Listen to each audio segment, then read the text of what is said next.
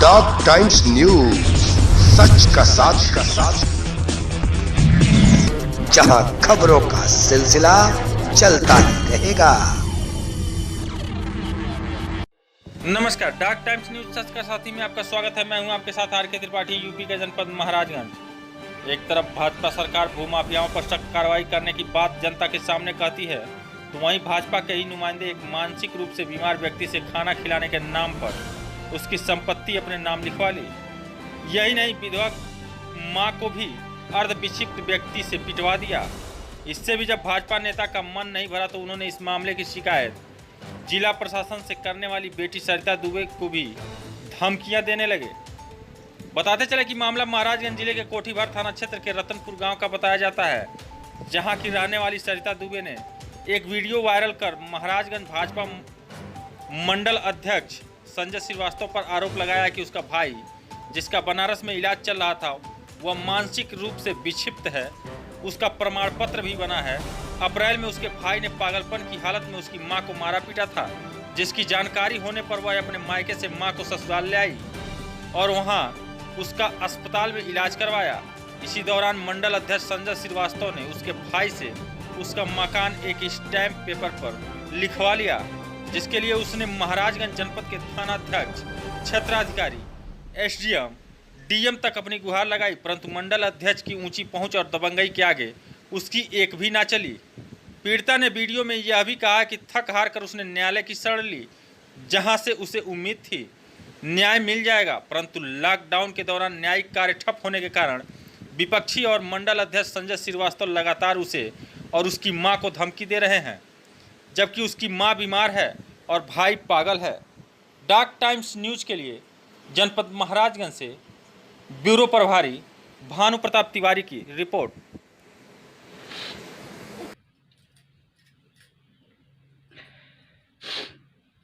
मैं सरिता दुबे, ग्राम रतनपुर, थाना कोठीभार, जनपद महाराजगंज, तहसील नीचलौल की निवासिनी हूँ। मेरे साथ बहुत बड़ा अन्याय हुआ, अत्याचार हुआ है। आप सब लोग, जितने लोग मेरे वीडियो को देख रहे हैं, सबसे मुझे हाथ जोड़ करके प्रार्थना है कि आप सब लोग मुझे मिल करके मुझे न्याय दिलवाएं। मैं बहुत ही परेशान हो गई हूँ। अब मेरी माँ विधवा है, मेरा भाई पागल है, जो कि मेरे भाई का पागल सर्टिफिकेट यहाँ पर है। आप सब लोग को मैं दिखा रही हूँ कि देख लीजिए आप लोग कि ये मेरे भाई का पागल सर्टिफिकेट है, जो कि बनारस मानसिक हॉस्पिटल में भर्ती था और वहाँ से मुझे मिला है। और ये है मेरी माँ का, जो मेरी माँ पिछले साल अप्रैल में मेरा भाई पागल का दौरा पड़ा हुआ था, उसी बीच मेरे माँ को मार दिया।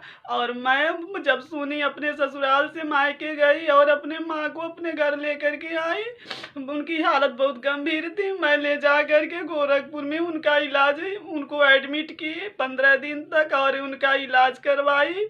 उसी बीच हमारे गांव का ही, मेरे माँ के गांव का संजय श्रीवास्तव, जो कि भाजपा का मंडल अध्यक्ष है, वो क्या किया, मेरी माँ के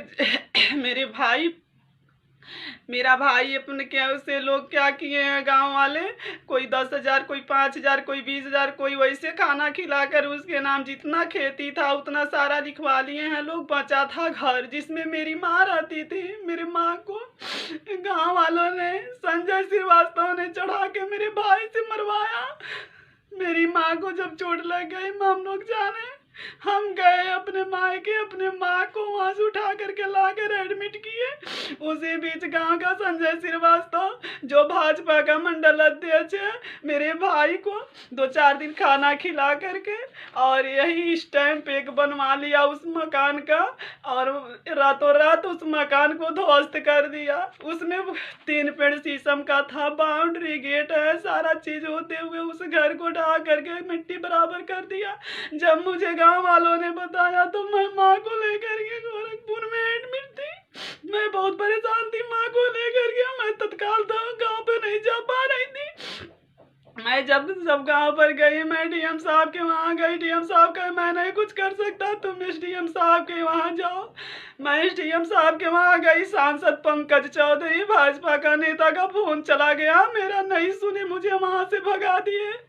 मैं सीओ साहब के वहाँ गई, वहाँ भी सांसद जी का फोन चला गया, वहाँ से भी मैं भगा दी गई, मुझे थाना से भी कोई न्याय नहीं मिला। मैं थक हार गई, मुझे कहीं इंसाफ नहीं मिला। मैं जब कोर्ट में जब हमसे लोग बताए कि जाओ कोर्ट करो, कोर्ट से हो सकता है तुमको इंसाफ मिल जाए, तुम्हारी माँ को तुम्हारा घर वापस मिल जाए। मैं जब कोर्ट में कब्जा दखल की, ये है कब्जा दखल, जो कि मैं कब्जा दखल करने के बावजूद मेरा कोर्ट में केस चल रहा था। मुझे बहुत उम्मीद था कि जब इंसाफ, मैं इतना भाग दौड़ करते हुए मुझे इंसाफ नहीं मिला, तो मेरी माँ को हो सकता है कोर्ट से इंसाफ मिल जाए। लेकिन जब मैं कोर्ट में गई, मेरा तारीख पड़ा था, अभी लॉकडाउन होने को आदेश आ गया। 26 तारीख मार्च में मेरी तारीख थी और उसी बीच लॉकडाउन हो गया। लॉकडाउन का फायदा उठाते हुए और सांसद पंकज चौधरी का साफ पा करके मेरे घर पे अब अवैध रूप से फिर से उस पर निर्माण कार्य शुरू कर दिया है। जब मुझे बहुत उम्मीद था कि कोर्ट के सहारे मेरी माँ अपने घर जा सकती है। कौन बेटी के घर रहना पसंद करता है बताइए आप लोग, वो भी एक ब्राह्मण महिला जो कि 1 साल से अपने बेटी के घर पे यही उम्मीद लेकर के बैठी थी, कोर्ट से न्याय मिलेगा तो मैं अपने घर चली जाऊंगी। उसी बीच फिर कोर्ट से अभी मेरी सुनवाई चलने वाली थी, तब तक वो उसमें निर्माण कार्य शुरू कर दिया। मैं गई डीएम साहब के वहाँ, वो कहे जाओ, वहाँ मिलने नहीं दिया गया। एसडीएम साहब के वहाँ मुझे भगा दिया गया।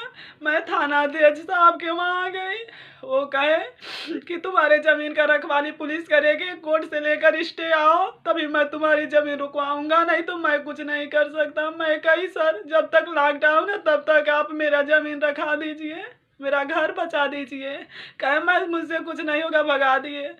मैं अपने भाई को, अपनी माँ को लेकर के डीएम के वहाँ गई। मैं कही अगर न्याय नहीं मिला तो मैं यहीं जर खाऊंगी और अपने माँ को, भाई को भी दे दूंगी।